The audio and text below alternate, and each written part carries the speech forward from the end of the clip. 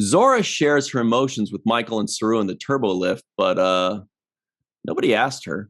Stamets learns how to delegate, and Ensign Cortez, we hardly knew ye. Hello, everybody, and welcome to the Seventh Rule with Cirroc Lofton. Hello, hello. My name is Ryan T. Husk. Today we're doing a review of Discovery Season 4, Episode 6, entitled Stormy Weather, directed by Jonathan Frakes, and we are joined by a very special guest all the way out in the beautiful state of Missouri, TJ Jackson-Bey. Hello, hello. The party gorn. Yeah. All right. Well, let's talk about this awesome episode directed by Jonathan Frakes. I wonder if it was his idea to have sparks falling out everywhere in every scene because it looked beautiful. Yeah, he had a lot of exterior shots too that were really nice. I thought too. There's just beautiful exterior shots. I made a lot of notes of those too. Holy, that was like the exterior shots of the ship, the interior shots of the ship. There was one specific shot on the outside of the ship towards the end. Oh, when it was getting ripped apart, right?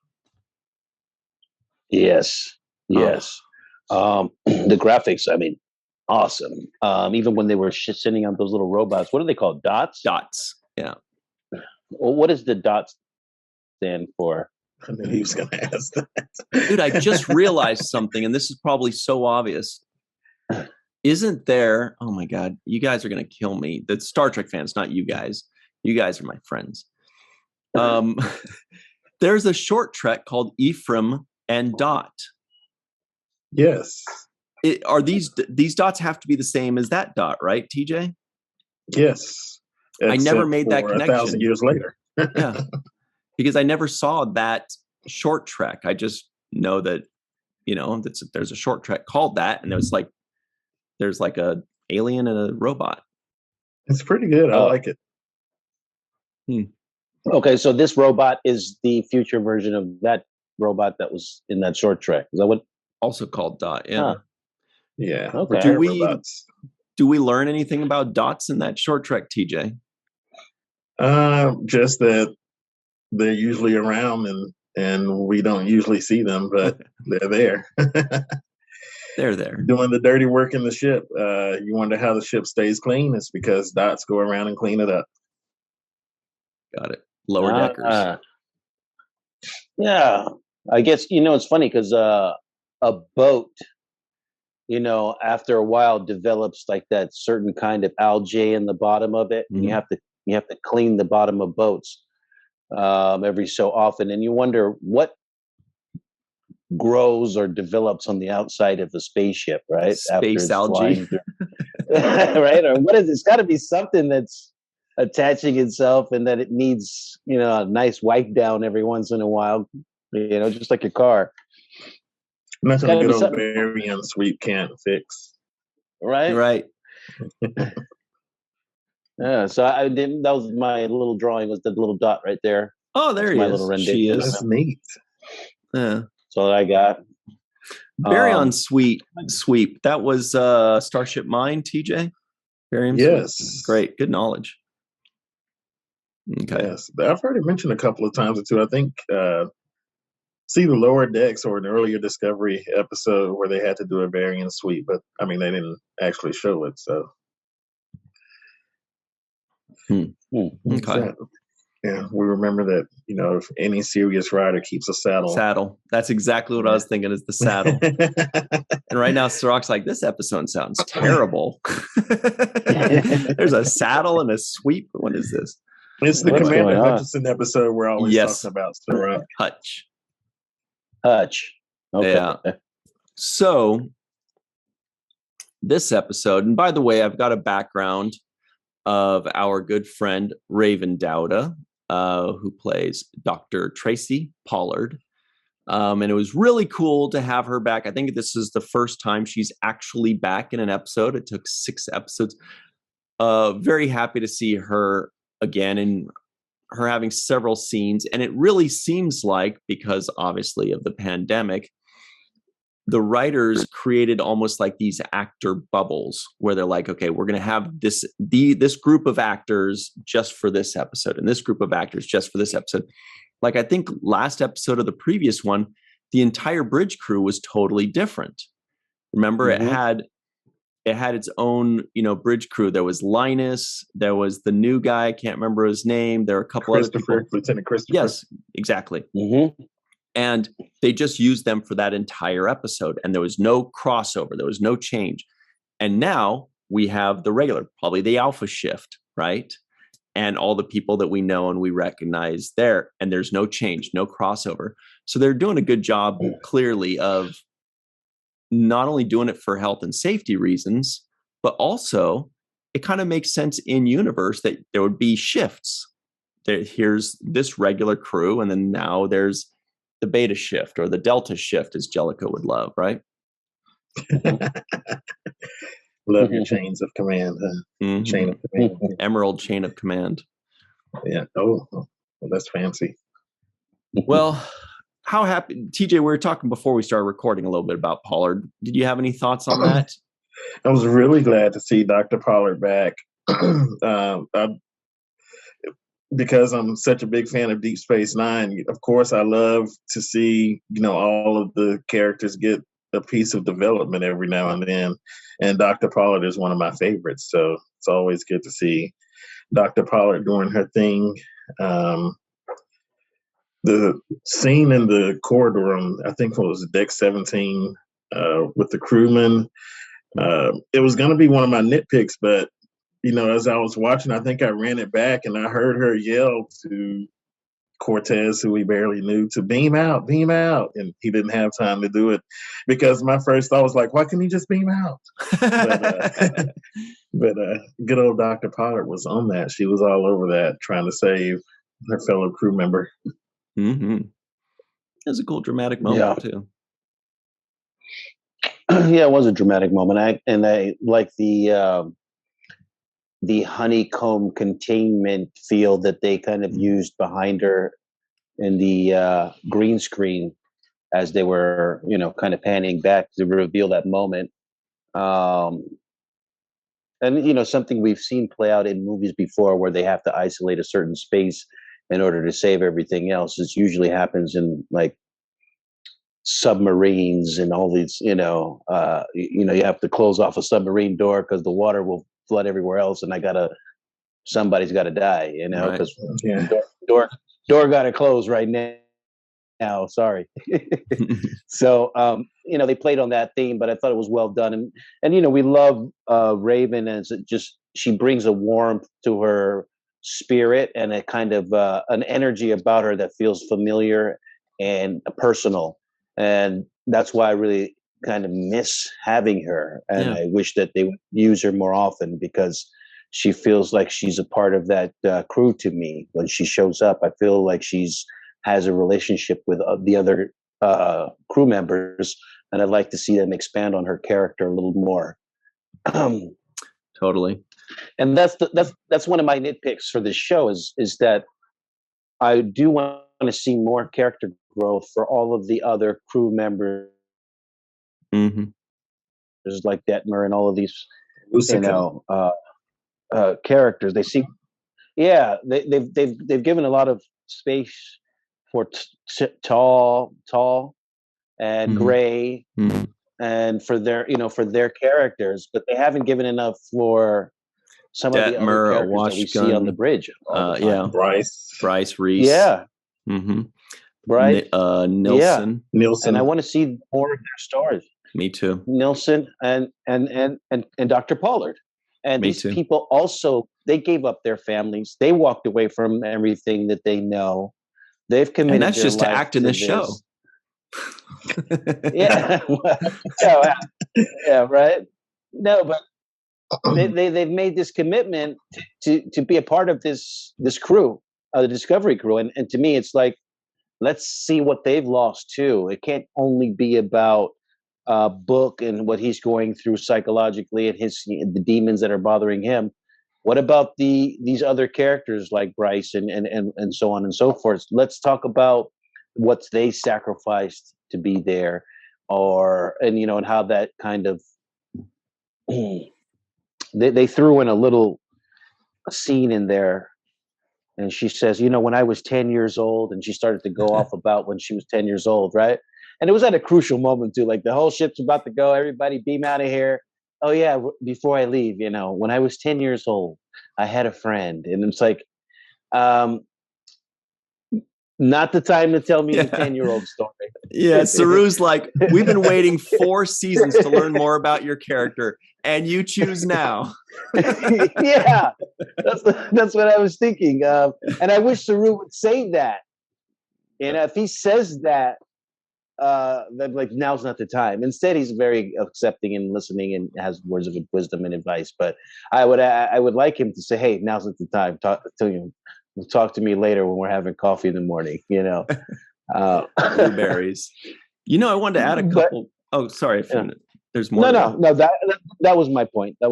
Just I wanted to add a couple more things to that. One is just to close up the door on Pollard.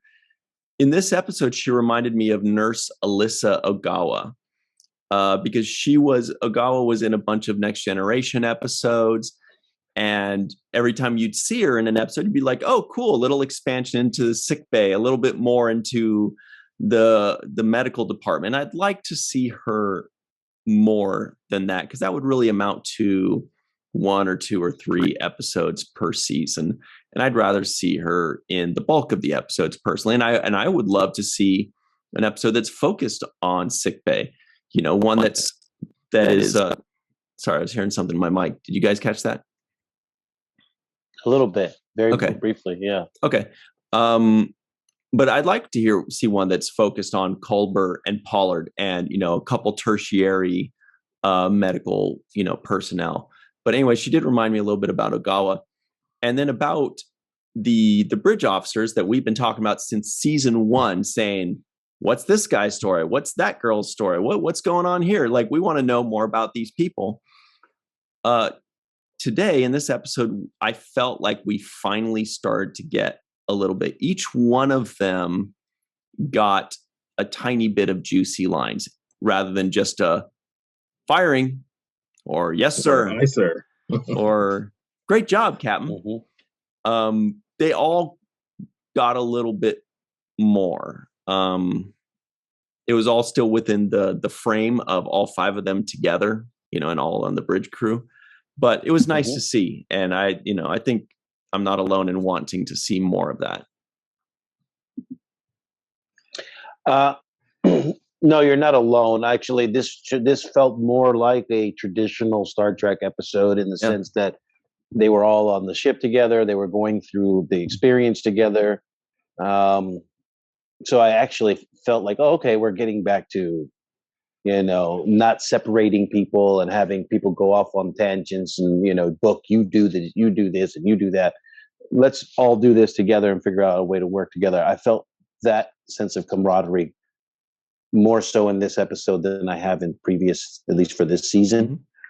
So I do like them going back to that model where it feels like a crew, tackling a problem together, in unison and figuring it out on the fly, which is a typical Star Trek kind of scenario to be in. Mm-hmm. You know what it reminded me of a little bit? And TJ, you're going to have to help me out on this one. There was a Next Generation episode, I think, in which they get caught into 2-dimensional space. Do you remember that one? And they're kind of getting carried along. It just kind of reminded me of that. They're, this kind of episode, when it does that, when they do something that reminds you of a previous episode, it's actually a good thing. It feels like Star Trek. You're like, oh yeah, I remember this. This is a Star Trek theme, working together and doing this, or being caught in some anomaly, but that's what we love. The mysteries of the unknown. Yeah. There was a thing that caught my interest, and I wonder if they'll ever show it again. Whenever Book was getting ready to go jump, Stamets, put the spore canister in, and we used to see them do that all the time. And so I wonder if they still have the spore farm on board, where they grow their own spores, because they used to show that in season 1, and I don't think we've seen it since then. I wonder if they still have the spore farm for when they need spores for the mushrooms. I'm gonna look up. I did not think about that. I'm gonna look up real quick. I saw the canister you're talking about. Cirroc, actually, maybe the spores are what grows on the outside of the ship. Maybe that's, maybe that's the muck that they need to wipe off the side. Yeah, right? Some fungus. I think our good buddy Don Crandall mentioned a couple episodes that it was reminiscent of. There we go. Don Crandall says this episode was a lot like a Voyager episode called The Void. In that, similarly, the Voyager finds itself trapped inside a finite subspace realm devoid of stars. Also, the galactic barrier, the edge of our galaxy, appears in 3 original series episodes. One was right at the beginning, the second pilot, the famous Gary Mitchell episode, Where No Man Has Gone Before. The other 2 were By Any Other Name and Is There in Truth No Beauty? It's an interesting thought. So it does seem familiar. That's why. It's because there's been quite a handful of Star Trek episodes that kind of deal with this kind of storyline, which makes it very easy to watch, right? Some episodes, I feel like I need to be like this and watch and catch every single thing that's going on.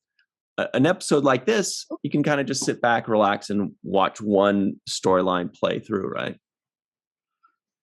Yeah, I thought it was interesting. I guess there was a little bit of correlation with Where No Man Goes Before, because whenever they interacted with the barrier, it enhanced their abilities if they had some kind of special power. And Book has, quote unquote, a special power compared to humans. And so, when the shock hit him, his forehead lit up. And he started having these visions with his dad, whose birthday it was. I thought that was pretty interesting. Yeah. And I enjoyed watching his interactions with his dad, and him kind of questioning whether or not it's really his dad. And if it is, it's kind of like he got to kind of hear some of the things that, explain why their relationship was the way it was. And why it just had to be that way. Almost kind of like he got a little bit of closure on that relationship with his father. I enjoyed those scenes. And his father reveals to us Book's real name, which is Terex. Yeah, one arm away from a animated series character, or I should say, 1 T away from that. Terex? Yeah. Come on, TJ, you got to save me on that one. Eric's? No? Terex B and Rakim. That's all I got. My mind was in the new animated episodes. I'm like, who is it? Yeah, no, I delivered it very poorly as usual. Yes. Here's my head shake. There you go. Yeah. That's all I got. Doesn't even deserve that. No, I don't know about you, but I was thinking that the title of this, instead of Stormy Weather, it could have been not White Man Can't Jump, but Black Man Can't Jump. The sequel. Wow, that's really funny. That's because I was waiting for. Waiting for that to be said. It was like, he can't jump. Black man can't jump. Okay. Should we call that the title of this episode? Yeah. I mean, get a few clicks. We'll get a few clicks from it. Yeah. You call it Black Man Can't Jump and see what happens. But no, it was, like I said, there were elements of it that I did like. They did go into some other aspects. I just, with Book's character, I preferred that he were a stronger character, and they're trying to make him emotionally vulnerable and a little frail right now. And I don't think that's the right direction to go with him, because he's seems to me to be more of a stud type of hero, type of, alpha male, and for him to be this sensitive is a little bit off script for me. I think he is the guy who has his own ship and rides alone, and throws caution to the wind, fights. Yeah. He does whatever it is, and I don't see him being this stuck in this sensitive space for as long as he is now, because this has been a few episodes now that they keep carrying this over. What I was going to say, I mean, a moment, yes, but it extending out this long is kind of, and he's just got this kind of I need to do something routine, like, I need to do something, but he's not actually doing anything. He's not actually doing anything, and they're just drawing out, I think, a little bit too much his sadness and grief, where I'm looking at him like when we first met him, he was out here, blowing up ships, escaping death, jumping off of cliffs and chewing bubble gum. He was kicking ass, and he's a daredevil. He's like a daredevil kind of renegade. Mm-hmm. He's a renegade type of character, and I just don't think you need to have him in this emotional state for as long as they're playing this out. Let him get over it. Should have been fixed last episode with Culber when they did the whole, making clay pots or whatever it was. But they got to bury my high love. Is that what? My darling. Yeah. That's a Ghost reference, TJ. Sorry. Yeah. So yeah, that's my take on that particular aspect of it. Because I think there's other characters that can play that out if they want to have that kind of a storyline ongoing in the show. I think that, they can have TL. I keep messing her name up, but there's Gray and Adira Tall. Adira Tall. That's what I meant to say.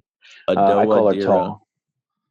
Adira, yeah. Do you guys think that that's kind of what? Sorry, TJ.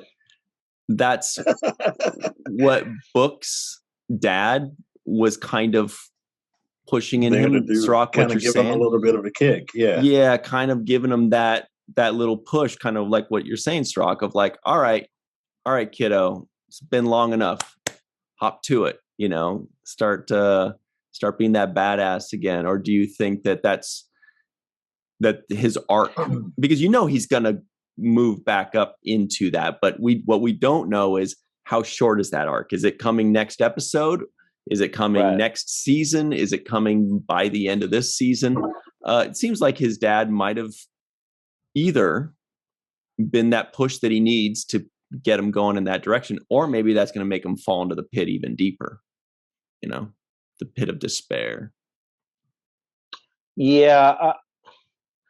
I'm not, no knock on the dad's performance and what he was doing. He was was delivering his lines, but the idea of the dad in general. So far, what I've seen on this show is a really dysfunctional family, right? So you've got Burnham and Spock and their dysfunctionality behind whatever that is. Mm-hmm. And then you have Burnham and her mom, and they seem to be distant and not really like motherly, daughterly. Right. And now you're showing Book, and Book seems to have a dysfunctional relationship with his father. It doesn't seem like he was around much in his life. So they're not really showing any of the same kind of family values that we did on DS9, where they were actually doing family building and showing, these kinds of functional relationships. These are more dysfunctional ones. And so I understand the purpose of what he was trying to do, which is what you're alluding to as far as taking him out of this space and kind of shaking him up and saying, hey, this is not who you are. You're tough, you're a warrior, and go out here and fight type of pick me up. But I just don't know if his dad was the right one to deliver that line. And part of me was thinking, well, if you're going to have a vision about somebody, wouldn't it be the brother that you just saw die? Wouldn't that be the guy who comes to you and say something like, hey, stop mourning over me. You know, we're all right on the other side. I need you to be Book again. Well, there are a couple things to that. One is who knows? This is sci-fi. We don't know if this is in his own mind or if this is an actual phenomenon that's happening, real world to him. Maybe they'll explain it. Maybe they won't. If they don't explain it, then we'll just assume that it was in his mind.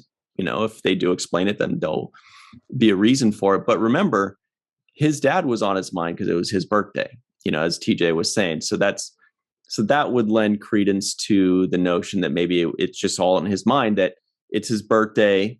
He's thinking of the unresolved issues he has with his dad. And then, when he gets zapped, it kind of triggers it in a way, which is, certainly a way to show that. But it would be interesting, if we find out that there's some other kind of phenomenon and like his dad just comes back and he's like, "Oh, I thought you were just here for your birthday." It's like, "What are you talking about? I'm back. You can't get rid of me that easy. I get back to work." And I'm in Gray's body. I like how they a few episodes ago kind of explained that not just anybody can get an android body, because why wouldn't everybody just do that? Maybe they found him in a mushroom realm like Culber in the second season. That was kind of my initial thought. Is this because he was interacting with these mushrooms, kind of like what Stamets did before, and that's why he saw him? But who knows? It's Star Trek. Book had visions because he was interacting with mushrooms. Yeah, he was. He's like, from now on, his dad actually even teases him about that. He's like, "You're sitting here messing around with the mushrooms instead of get out there and getting out of business." I love it. Messing with these mushrooms, boy. That's great. But I did. Go ahead, TJ. Sorry. There was another callback for me in this episode. Kind of the way that they saved themselves was going into the pattern buffer. And they mentioned that it's successfully been done before. Yes. But they didn't say by who, but we know who it is. It's Captain Montgomery Scott. Yes, in the episode Relics, I think. Was it Relics? Relics, yes, from the Next Generation. Awesome. Kept himself alive in a pattern buffer for a long time. I forgot how many years it was. Yeah, decades. So everybody that doesn't know, that was like me. Yeah, probably only you. Scotty was found in a transporter buffer in a Next Generation episode. And it was really cool because, he comes out and he's just kind of like, what's all this and what's all that? And it was kind of a fun time, it was one of these like culture clash or culture shock things, So they did mention that, which was cool. Because what did he say? That there have been instances in the past of people staying in a long time or something to that effect. And Star Trek fans are like, ooh, we know what that is. we know. Yeah, it's almost like, is he going to say it? Is he going to say it? Which he didn't. And just for clarification, because I don't know exactly what it is, and I don't pretend to know things when I don't. A pattern buffer. You should try it. It's fun. A pattern buffer. I did try it when we were in the first season of Discovery. I remember that. But no, a pattern buffer is the space or the realm that you're in as you're transporting. Is that what it is? Basically, right? TJ, I think that's how I understood it to be. So you're saying it's not the thing that keeps the transporter pads clean by buffing them? There we go. Get a little turtle wax on it. No, but that's basically it. Yeah, it's basically in the computer. I think they also did something semi-similar on Deep Space Nine when Sisko and crew, I think they end up in the holodeck instead of the pattern buffer in Bashir's program. Yes, like first or second season, pretty early on. Yeah. Maybe. No, Bashir's program. Yeah, no, it was later than that. That was maybe Garrett was going to kill them. I remember. Yeah. Yeah.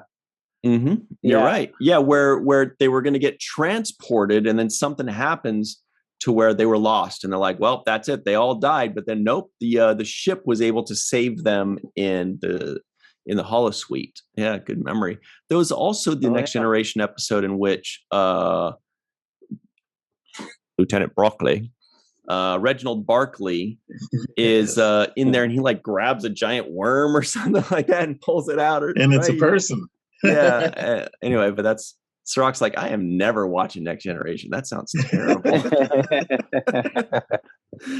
That's one thing I miss about the 26 episode seasons. There's so much to go back to from the Next Generation and Deep Space Nine for the 7-year and Voyager for the 7-year arcs that they had. I mean, there's uncountable references. And they could go wild. They'd be like, what about if, stay with me, Barkley goes in the transporter pad and he gets stuck in there and he grabs a giant worm, and like they're like, fuck it, we're on episode 23. Do it. This episode did bring up like a thought that I've had for many years since I was a child, actually. And it's one of those weird things where you ask yourself questions about life or the universe. So when I was growing up, they used to say that the universe was ever expanding. Yes. That's what I was taught. So I don't know if that's what you guys were taught, but that's what my teachers told me. They said that the universe is ever expanding and it's constantly growing. That's correct. Which raised a question for me, and still raises the question for me. What is the universe expanding into? I know you were going to go with that. I hate that because I can't answer it. And it's so mind blowing. You're like, okay, well, if it's expanding, then what was there before? What's the thing here? Nothing. The answer is nothing. But that doesn't work with our brains. We're like, well, what's, if it's growing. Especially if space is already nothing. So nothing is expanding into nothing, or? Well, you guys want to be further blown away. Not only is it expanding, but apparently they're finding out recently that the edge of the universe is expanding faster than the interior of it. So, that too. So how can the edge of something be expanding faster than the interior? You would think it'd be the other way around. Like the further away from, say, a Big Bang it goes, it should slow down, but it actually is speeding up on the outside, which is just, that doesn't even not only is it faster, it's accelerating. And then if it's going faster than the speed of light, then how can they measure it? What's good? Like none of this makes any. Does it get like? I think we all need to sign up for an advanced course in astrometrics. Yeah, paging Dr. Muhammad Noor, and he'd be like, "Nope, you got to call Aaron McDonald for this one." No, so this episode brought that thought back to me, because they were like, "We're sitting in nothing. There's no sound. There's nothing. We're not getting any readings." And made me think, oh yeah, what's on the other side of the universe? What's that universe expanding into? So if I were to go outside of the universe, what would I be in? What is that called? That space, that whatever. And so that's all. It's my silly little mind that always asks questions about what is nothing. Nitpick about that. Ooh. Yeah. I don't have the tie though, so. But anywho, so in all these other episodes where they're dealing with this DMA stuff and they want to get close to it, and they never send the whole ship in. Like they just send a shuttle or a dot or Book's ship with the tether. But in this case, they just flew the whole ship right in, and like, now we're in trouble because we can't get back out. And I wonder. What it would have been like if they just had a tether. Yeah. They could have pulled the ship right back out without having to go through all of that. But what fun is that? I mean, we got all kinds of arcing and sparking going on. And it's a little reckless, right? Maybe they could just send a probe. Seems like it. Just send a probe or a Kelpian, whatever.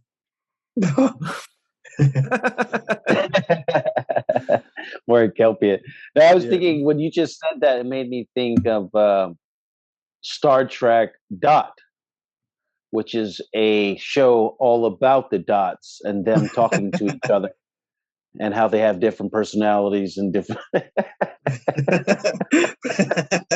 You're right. That would be like below the. We won't even have humans. That's below the lower decks. Yeah, exactly. 1 out of 10 would watch.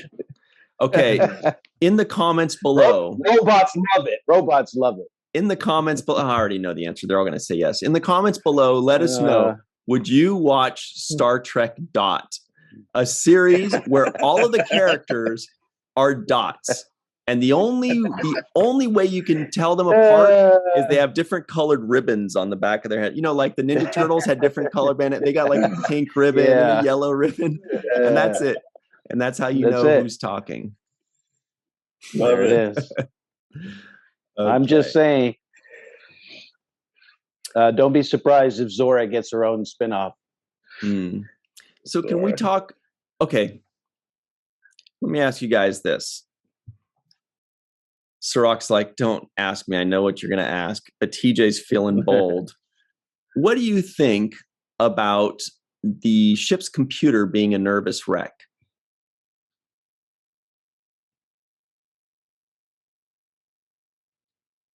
TJ froze on us. I thought he was just building up the drama. Yeah. Well, my first thought is, with all that this crew's been through with Control, like that would, if I was on Discovery, that would give me the super willies right off the bat. Okay, right. We got another smart piece of technology here that kind of can have its way with us. Kind of has our life in its hands. I would be worried about that. And especially if I knew a little bit of Starfleet history, like you can even go back all the way to, again, the original series with the M5 computer and Dr. Daystrom. Like that ship got smart. It wasn't nice.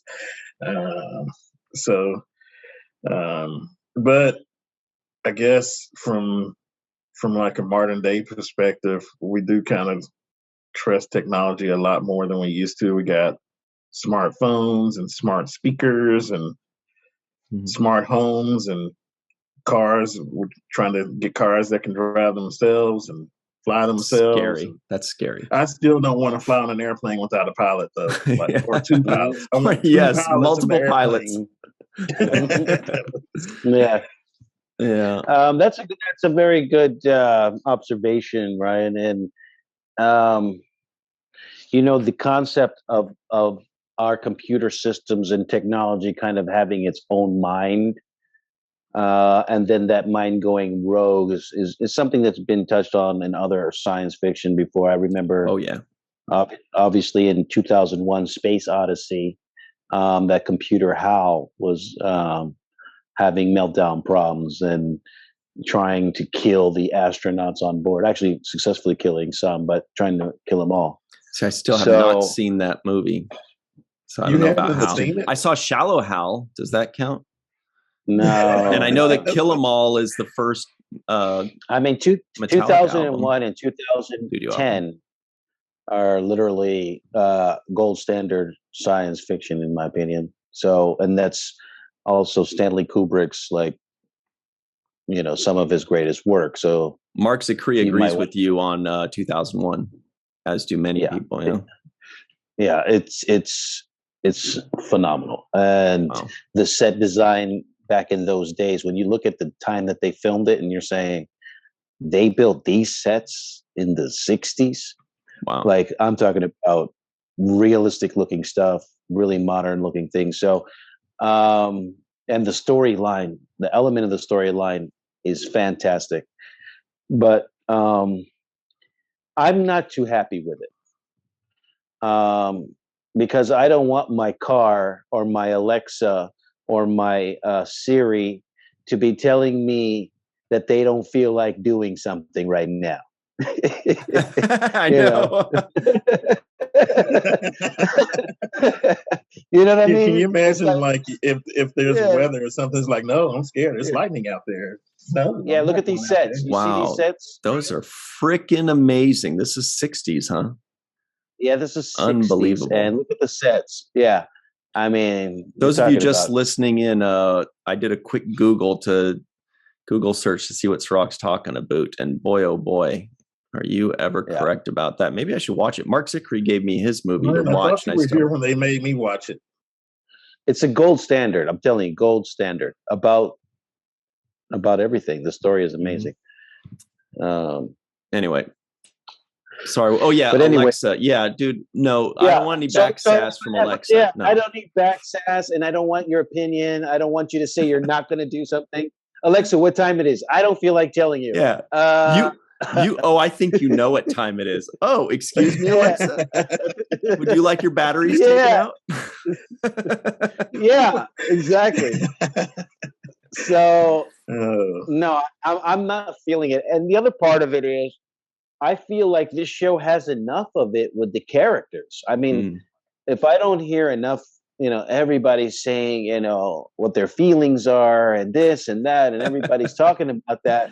And now the computer's scared. And now the computer is doing it. Yeah. And I'm like, come on, we can't all be on our feelings. And that's what I'm trying to say. Some people in a lot of Star Trek, there were characters that didn't show their feelings, and we were cool with it. Worf rarely showed his feelings. He just showed different kinds of feelings, like frustration, frustration, anger, constipation. Those were the feelings he had. Right. It's all the prune juice. Yeah, not so much emotional and sentimental. And there's a lot of emotional, sentimental stuff happening on the show where we don't need the computer to do it too. Unless the episode is about the computer getting sentimental and emotional and having these things, and you're trying to figure it out, and it has a problem with it. Right. But if you're going to, you know what I mean? If you're going to live with this, and this is just part of the new normal, that the elevator is going to decide whether it wants to take you somewhere or not, depending on what mood it's in. Yeah, or you have to be you have to play games with it just to, or lie to it or coax it. You got to start lying to the computer. Yeah, like it's a horse. You're like, oh no, you're a good boy. All right, here we go. Oh no, she's not feeling it today. I guess no mission today. But yeah, you're right. There have been episodes like that in Star Trek plenty of times where the ship has a virus or bug and they need to fix it. Not just cope with it, not just say, well, I guess that's how it's going to be. Or give it a hug, like. They want to fix it, that's and interesting. then the computer at some point also projected a hologram. It's like, oh, so you're the computer, and it had this nice to meet you image. Nice to meet you, but it was like, so basically you're now a character. Essentially, you're becoming a character. And I know more about you than I know about the crew members that have been on the show now for 4 seasons. Look at it this way. The computer is now getting more backstory. It's like Kit from Knight Rider. Yeah, I guess. But even Kit would do turbo boost when Michael Knight said it's time for good knowledge. Good knowledge. I mean, I always wanted a car that could jump over a train. Yeah. But Kit would argue with Michael and says, I don't think you should do this, Michael.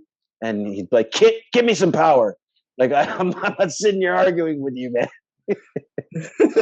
And then Kit slams on the brakes. He's like, Michael, tone. No. So we only got a couple minutes left here, guys. I do want to point out, though, that a lot of these characters that have shown a lot of emotions have gone through these arcs. Like Detmer, had her PTSD at the beginning of season 3, and then it went away. Saru had an entire season or 2 of being fearful and, other similar type emotions, anxious. And then he handled his business there at the end of the second season, I think. And so now he's actually the least emotional in that kind of regard. Now he's he's, evolved into a different type of being, which is great because now they've fixed that whole culling thing or addressed it. So people like Book. Like 1,000 years. But yeah, I don't know if they're going to do that with the computer or if they're just, I think it's going to be something to where they're going to find out what's bothering the computer and fix it. Maybe Gray will be the one to do it, and or Culber, because you got to give Gray something to do. So Gray would be the logical answer there. And then the computer's problem will be fixed by the end of this season. That story arc will close up, and then it will just have a personality, but without dangerous aspects of it, like a refusal to do something or not performing at its highest peak because it's nervous or frightened. That's what I think. Interesting. I think that they have a direction where at least they've had some foreshadowing in this episode where Gray was alone and Nadir had to leave Gray for the, red alert, time to go. Sorry, I can't be with you. I'll catch up with you later. And that set up Gray's conversation with Zora and them playing the game together. So I think they're going to go in a direction where Gray and Zora become something. Like not just that Gray will help solve the problem, but that they'll merge in some kind of way. Something like that. Yes. Smart. Interesting. You gave TJ a head tilt right there, so that's pretty big. You went, that's my guess. That's just a guess. That's what I. But speaking of that scene with Gray and Zora, how about that lounge? I don't know if I've seen that much detail in the lounge before. Yes, and they finally. Amazing. I love the ambiance. Yeah.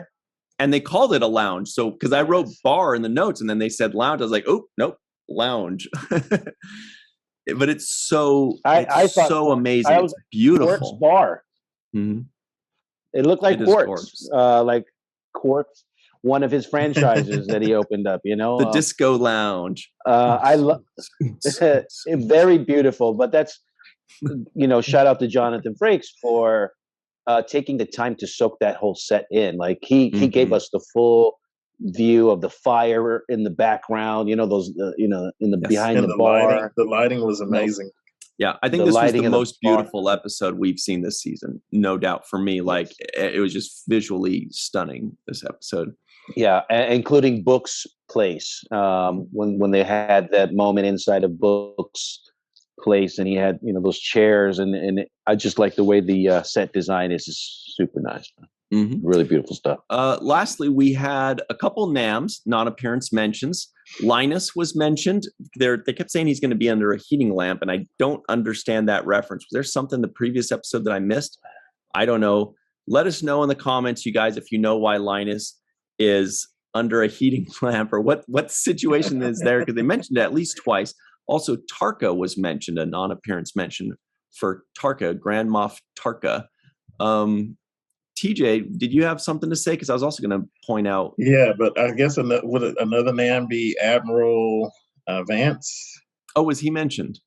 At the beginning, I think. Nice. When she was talking about what their orders are to go and check out this anomaly. Put that in. You can Vance if you want to. Yeah, okay. I have one more nitpick.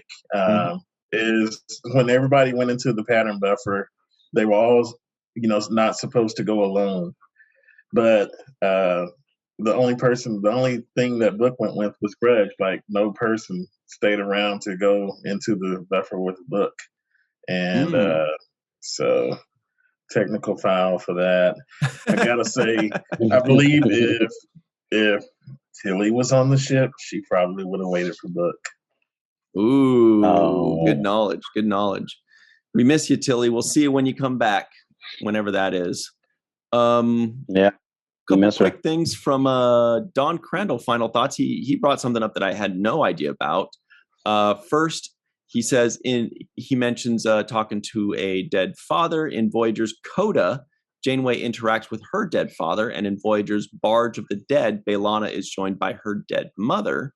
So that's interesting. But the one I had missed, apparently they mentioned the Baku, which I didn't hear them mention that. Wow, that is so cool. That was the Fountain of Youth race of people that Aneej, parenthetically Donna Murphy, was a part of. That was in Insurrection, right? Movie Star Trek Insurrection. Let's see if there's anything else here. He mentions relics, and he mentions Grudge's cat carrier, reminding him of the movie Alien. It's funny. All right, cool. Well, that's about it. We do want to give a very special thanks, you know where we're going with this one, to Carmen, a.k.a. Skillet, TJ Jackson-Bey out in Missouri, Bill Victor Arucan, Yvette Blackmon, Tom, Homer Freezy out somewhere in New Yeezy, Eve England out in Wales, Dr. Anne Marie Segal, Dr. Mohammed Noor, Dr. Susan V. Gruner, Mr. Titus Mohler, Tim Baum, John Mann, Darlena Marie Rex, A. Wood, Joel Balsarati, and Tierney C. Diekman. Thank you so much for playing with us today, TJ. It's been a great time. I really appreciate it. Thank you, TJ. And everybody at home, let us know your thoughts on this episode. And what was the? Oh yeah, what's up with what's his name? Linus. I'm really curious about that. Let us know. That's important. I'm thinking they turned him into fish sticks, but I don't know. That's the whole. I know. I'm worried about. Why else would he be under the heat lamp? I know. But we love Linus. On that we note, love right? Linus. We'll see you all again very soon. And until next time, always remember the 7th rule and tweet Real Raven D. That's Dr. Pollard, that Raven Dowda, and tell her that you really enjoyed seeing her and you can't wait to see her again because we love her. Mm-hmm. Always Absolutely. remember the 7th rule.